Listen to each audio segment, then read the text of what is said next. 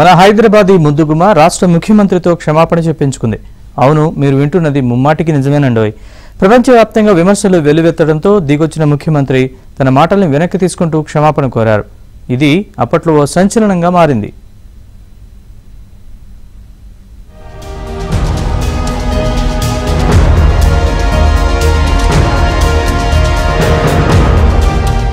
జీవితం అందరికీ పూలపాట కాదు.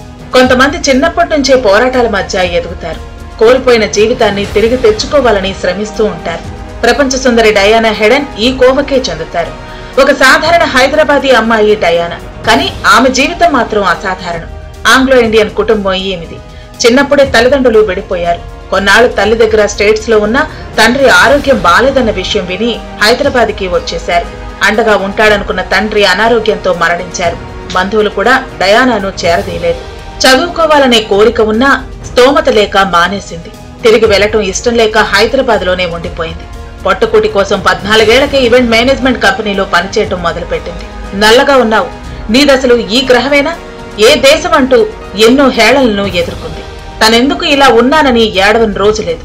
అయితే భవిష్యత్తు మీద ఆశ, కష్టపడే తత్వం డయానా హెడెన్ ను ప్రపంచ సుందరిని చేశాయి.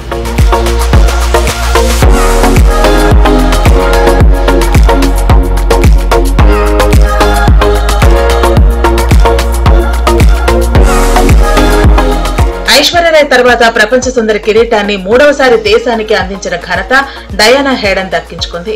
1997 మిస్ వరల్డ్ పోటీ విజేత, మెయిన్ టైటిల్ తో పాటు 3 సబ్ టైటిళ్లను కూడా గెలుచుకుని అలా గెలిచిన ఏకైక మిస్ వరల్డ్ గా నిలిచింది.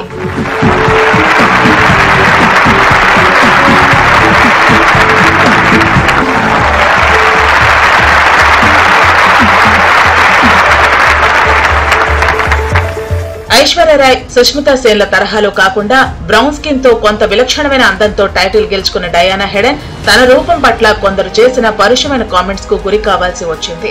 అలాంటి వాటిలో ముఖ్యంగా ఆనాటి త్రిపుర సీఎం బిప్లవ్ కుమార్ దేవ్ ఆమె రూపాన్ని హేళన చేశారు. అసలు మిస్ వరల్డ్ టైటిల్ గెలిచే సత్తా ఉన్న అందం ఆమెకు లేనే లేదన్నారు. ఐశ్వర్య గెలిచిందంటే ఓ అర్థం ఉందని అంటూ ఆయన డయానా హెడెన్ రూపాన్ని ఎద్దేవా చేయడం సంచలనం సృష్టించింది. మనకు లక్ష్మి, సరస్వతి వంటి అందమైన దేవతలు ఉన్నారని, డయానాలు కాదని అంటూ ఆయన తీవ్రమైన వ్యంగ్యోక్తులతో కించపరిచారు. ఈ మాటలు తీవ్ర వివాదంగా మారటంతో త్రిపుర సీఎం బిప్లవ్ కుమార్ దేవ్ డయానాను క్షమాపణలు కోరారు.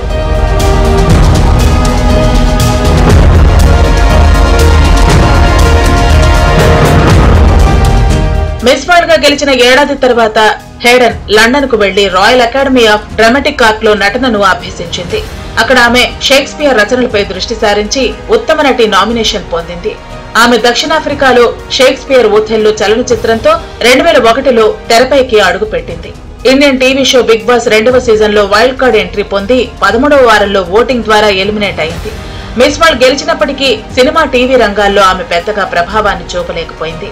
తెహ్జీబ్, Ab Bas, lone a loving doll తదితర చిత్రాల్లో నటించినా ఆమె కేవలం ఒక సాదాసీదా నటిగానే మిగిలిపోయింది.